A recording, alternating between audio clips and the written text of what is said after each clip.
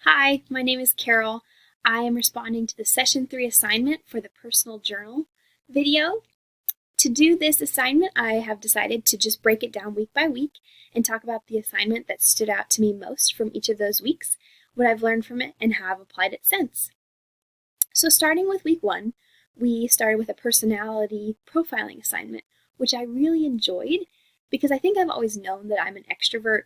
I thrive being around other people. But there's always been something a little bit different about me than other extroverts that I've been around, and it's that I'm not necessarily loud, and I'm not necessarily the noisiest person in the room or the biggest person in the room or any of that things, and I don't mean that in a braggadocious way, but I also thrive off of time alone. So it was really good to see just the way that it described extrovert because it made sense to me.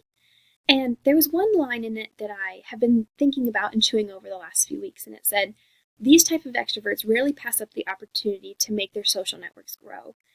There's pros and cons to that, I think, and I've really been conscious of it the last few weeks.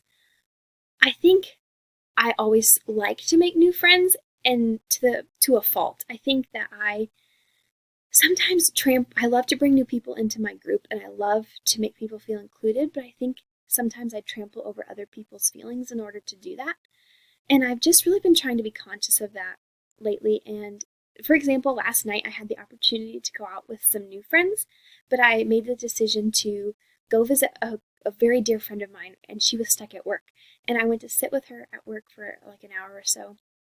And I felt our relationship in that hour grow so much deeper than I think the conversation with these new friends would have been. It's just been a really fruitful exercise for me to see how my desire to make new friends all the time can be hurtful to others. And so I'm really thankful that I was able to pick that out of that assignment, and it's been really cool to see that change in my life. Another professor, my professor made a comment on my paper that said, "I have a mature view of vulnerability." And I don't think that's because I'm especially mature or anything. I think it's just because I've been through kind of a lot in my life. I had to bury my first friend when I was 18. My dad almost died this year. I've gotten married relatively young, which has its own challenges, but is also such a blessing. And I think that view of vulnerability that I have comes from a heart and a place that I don't want anyone to go through the things that I went through alone. Because I had a group of friends who came around me and prayed over me and walked with me through those things. And I don't think anyone in this world deserves to go through them alone. And I think that's where that perspective comes from. And moving forward, I never want to ignore the Spirit's calling to seek people on the margins, to seek people who are alone, to seek people who are strange or maybe a little different than me. And I think that's a big challenge that I've given myself as a result of this assignment. Another thing that my professor commented that made me smile is that said, "I radiate light." And that's something that's been spoken over me ever since I was a little girl. And it's never something that I want to ignore, but keep growing into.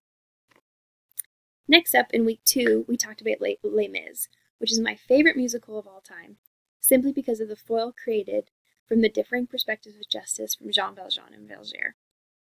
And I think it really stood out to me for the first time how the whole plot of the movie could have been altered if one character had been willing to be less stubborn about his perspective.